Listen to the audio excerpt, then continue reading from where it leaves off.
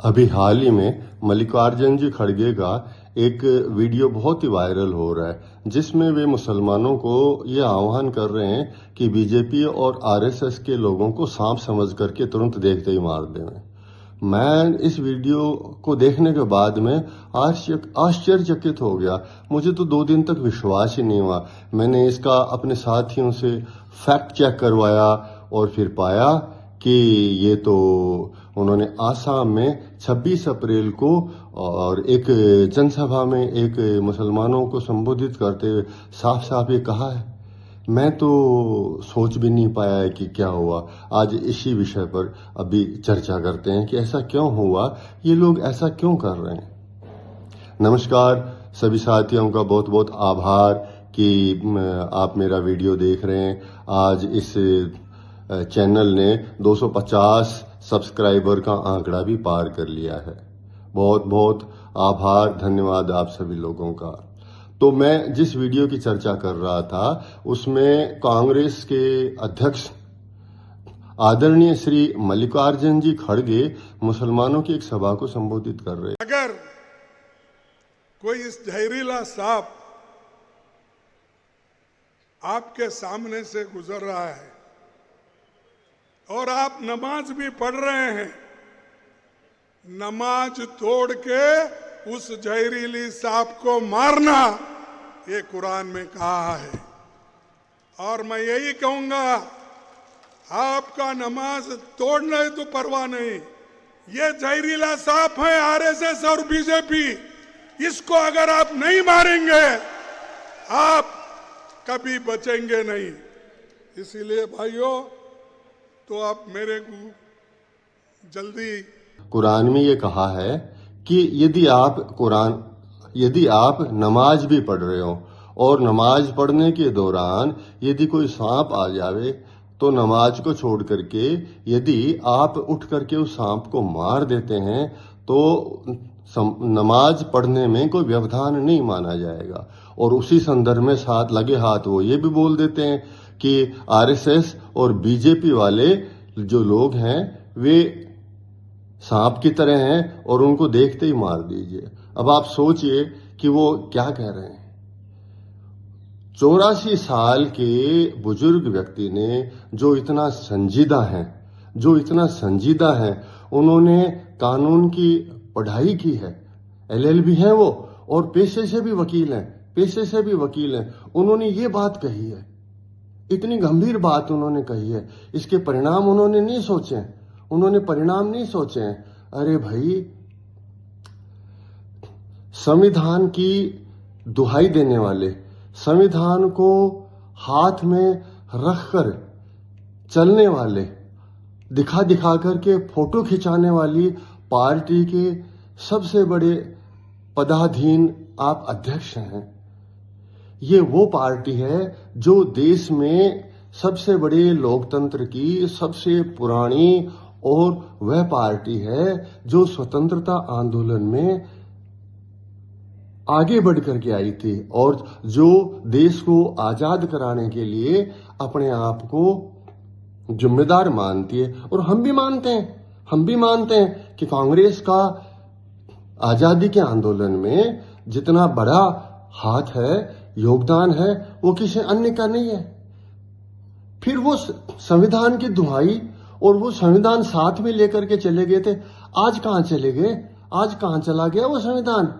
आदरणीय खड़गे जी, ऐसा तो नहीं होना चाहिए।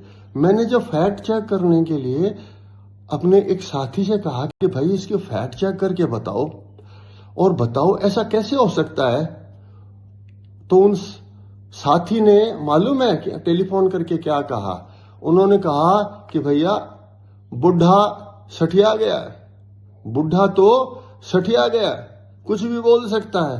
अरे भाई, आप इतनी जिम्मेदार, इतनी बड़ी पार्टी के अध्यक्ष हो, चुन करके आए हो, इतने संजीदा व्यक्ति हो। मैंने आपके जीवन संघर्ष के बारे में पढ़ा है, आपका बहुत सम्मान करता हूं। आपने अपनी जिंदगी में बहुत संघर्ष किया है, वो संघर्ष मुझे मालूम है। आप उस संघर्ष के बाद में यहां तक पहुंचे हो और आप ऐसी बातें कर रहे हो। आदरणीय खड़गे जी, पॉलिटिशियन बनने में और स्टेट्समैन बनने में यही फर्क है। स्टेट्समैन राष्ट्र की सोचता है, पॉलिटिशियन आज की सोचता है, पार्टी की सोचती है, मेरा और तेरा सोचता है। नहीं, आपको ऐसा नहीं करना चाहिए था, ये स्टेटमेंट नहीं देना चाहिए था।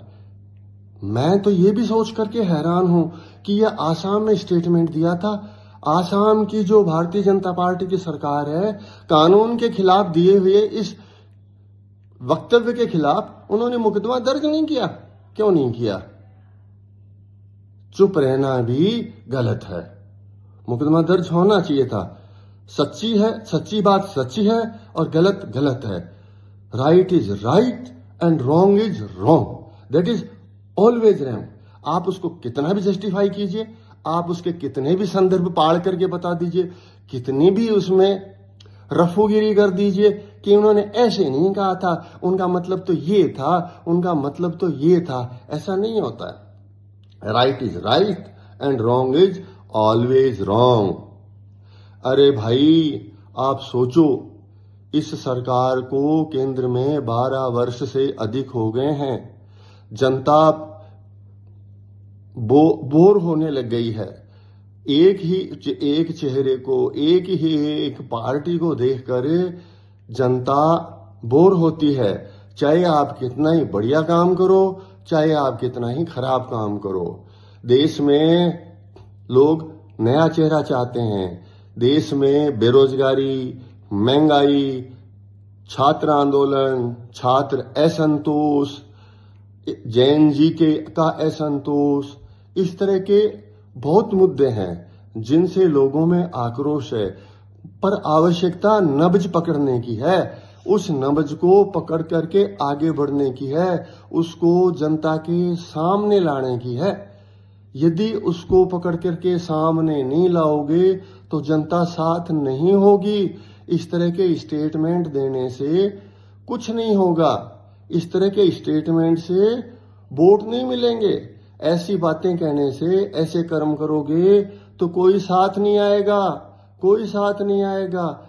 आदरणीय मल्लिकार्जुन जी खड़गे, मैं आपसे पूछना चाहता हूं, आप लोग ये बार बार कहते हो कि बीजेपी धर्म के आधार पर जनता में बंटवारा कर रही है, राजनीतिक ध्रुवीकरण कर रही है। इस स्टेटमेंट के बाद में आप जवाब दो कि ये धर्म के आधार पर ध्रुवीकरण आप कर रहे हो या बीजेपी कर रही है। ऐसा नहीं करना चाहिए। यदि आप ऐसा करोगे तो आप जो परिस्थितियां बदल रही हैं, जो परिस्थितियां आपके हक में आ रही हैं, उनको खो दोगे।